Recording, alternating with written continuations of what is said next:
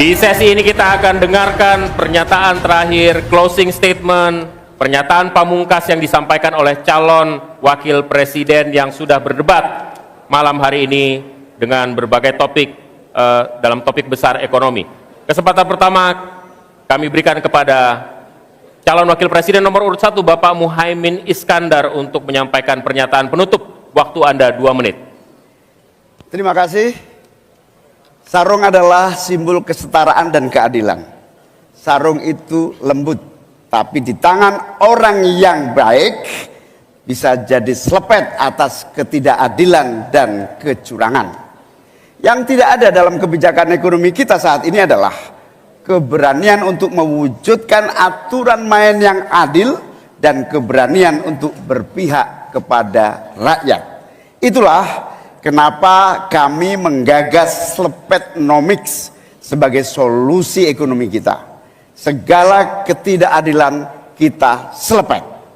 Slepetnomics adalah gagasan ekonomi yang sudah diuji oleh para pakar dan berbasis pada pengalaman batin dan juga pengalaman rasa.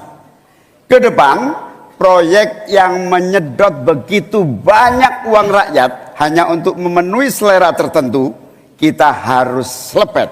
Kita hadirkan perubahan berupa pemerataan dan pembangunan kota-kota dan desa-desa di seluruh Indonesia. Ke depan, kecurangan pembuat aturan yang merangkap sekaligus pemain bisnis harus kita selepet. Kita bangun kesetaraan bagi semua pelaku usaha untuk maju bersama.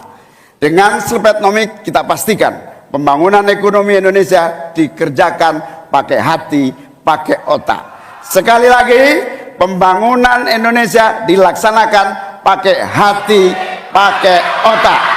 Mari kita berdoa, semoga insya Allah saya dan Mas Anies memimpin Indonesia, kita kerjakan pembangunan dengan menggunakan pakai hati, pakai otak. Semoga kita senantiasa diberi kekuatan untuk mewujudkan perubahan bagi bangsa kita. Amin. Baik, ingin dimanfaatkan waktunya cukup Bapak? Kita lanjutkan ke calon wakil presiden nomor urut 2 Bapak Gibran Rakabuming Raka untuk menyampaikan pernyataan penutup. Waktunya 2 menit, kami persilahkan Bapak.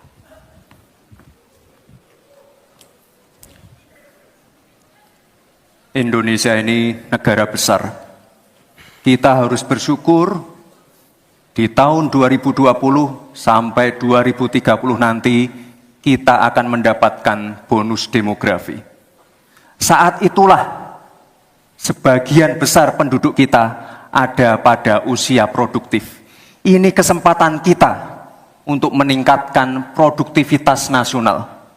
Peluang untuk menuju Indonesia emas makin terbuka lebar.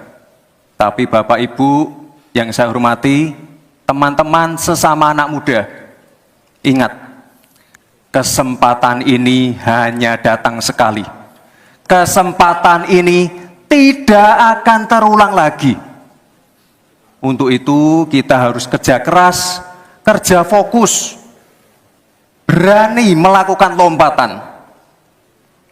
Saya ucapkan terima kasih kepada Pak Prabowo yang sudah memberikan saya kesempatan untuk ikut andil dalam kontestasi ini. Saya sangat bangga sekali saya menjadi bagian dalam perjalanan menuju Indonesia emas. Saya ucapkan terima kasih juga Prof. Mahfud, Gus Muhaimin. Saya sangat senang sekali bisa satu panggung dengan orang-orang hebat seperti ini. Senang sekali anak muda bisa bertukar pikiran dengan ketua umum partai dan seorang profesor. Sekali lagi, terima kasih. Anak-anak muda harus saling mendukung, anak-anak muda harus saling bergandengan tangan. Saya yakin Indonesia emas bisa tercapai. Terima kasih. Wassalamualaikum warahmatullahi wabarakatuh. Selamat Natal dan Tahun Baru. Baik, terima kasih.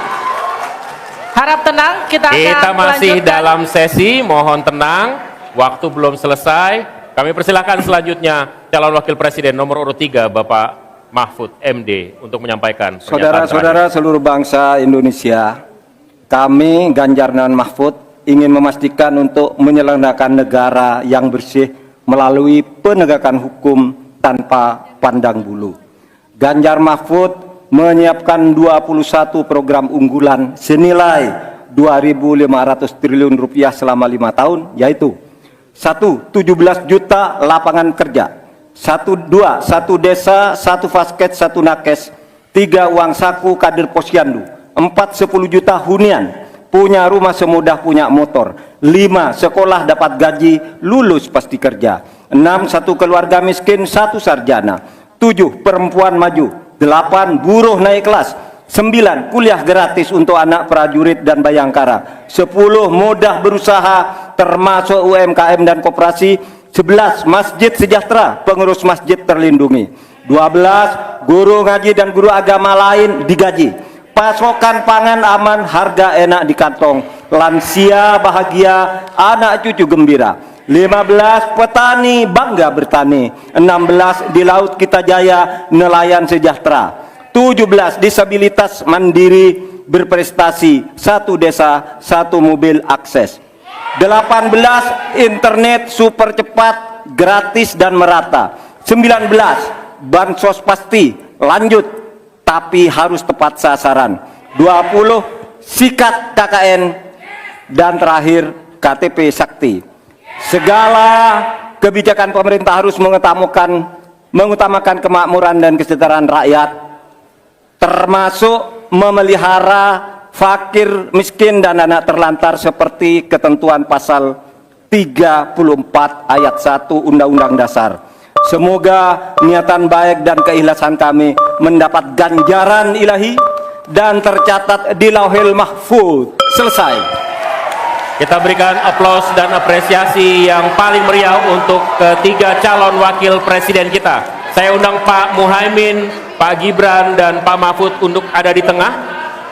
Untuk ada di tengah lingkaran merah ini.